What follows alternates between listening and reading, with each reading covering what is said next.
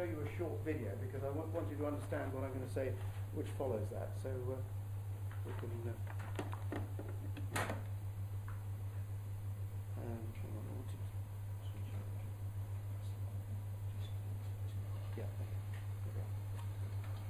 Quickly, okay.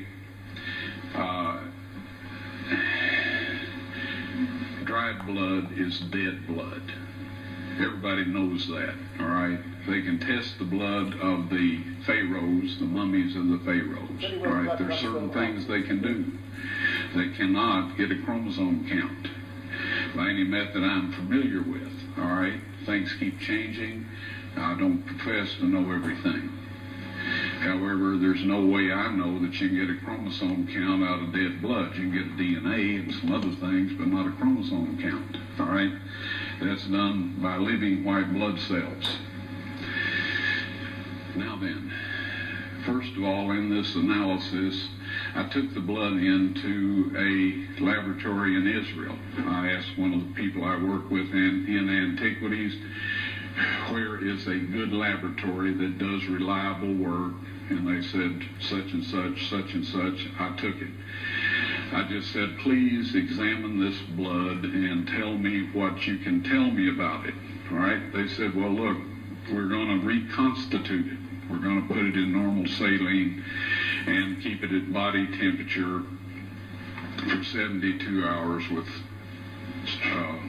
gentle swirling. All right? That's their business. That's great. I said, now I want to be there when you check it out. They said, fine. So I was back. They checked it out. I said, now, they said it's human blood. We can tell that. They did whatever tests they need to do.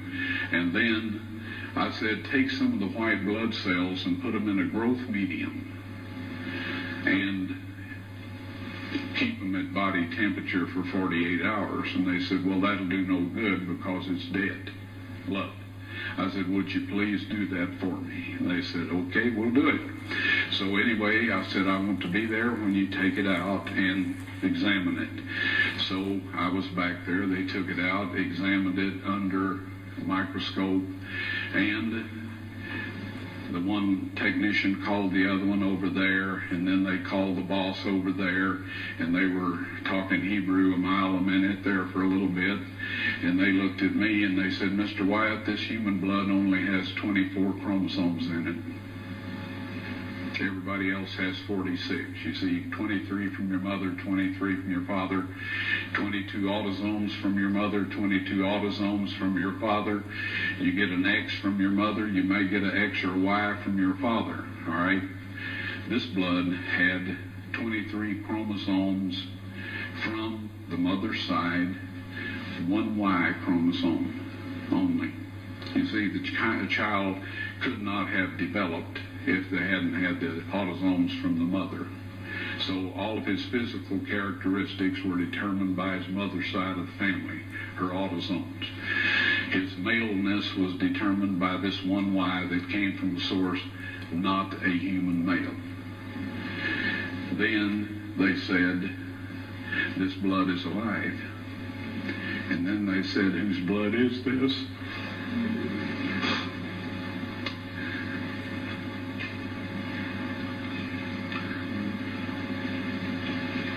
I said, it's the blood of your Messiah.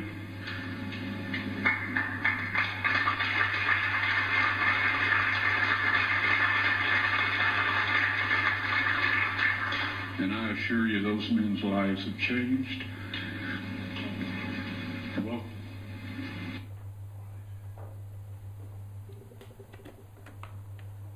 this gentleman, Ron Wyatt, as I mentioned before, he also did the work on the Noah's Ark, and he had been doing a lot of work in Jerusalem, outside the city walls, in an area where there is a hill which has got caves in it, and it looks like a skull. And in fact, it's known as Golgotha, the place of the skull. He'd been excavating and digging tunnels and so on. They found a lot of very interesting stuff, which is all on his website.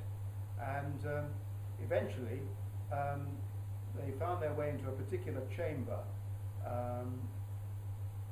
which was full of rocks, but they moved enough of the rocks, they were able to see that there was a golden covered table, which had a series of bells and pomegranates around the edge, which they deduced was the table of showbread from the temple in Jerusalem.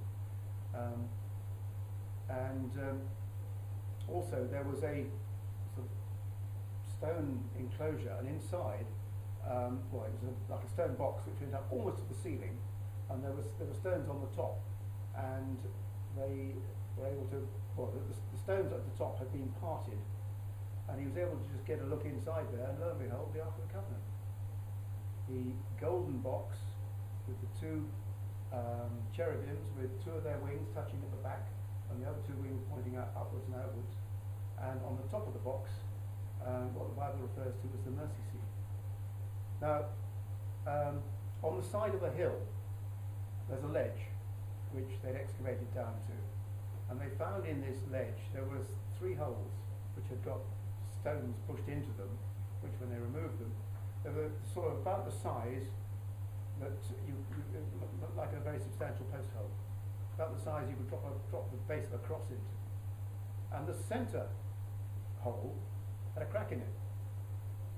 And they found that he traced that crack down, all the way down. It was 20 feet above the Ark of the Covenant. So the blood of Jesus on the cross, particularly when the centurion thrust his spear in his side, flowed down the cross, flowed down through the hole, 20 feet through the rock, in this fresh crack, because the earthquake occurred while Christ was on the cross. And that would have been, so that rock would have been clean. So it flowed down onto the mercy seat. And that is the blood which Ron Wyatt took a sample of and has had analysed. So I just want to let that sort of sink in a moment. Do you want to break? I know that's sort of a bit of a cliffhanger to break on, but should we break for some questions until 9 o'clock? Sounds good. Right,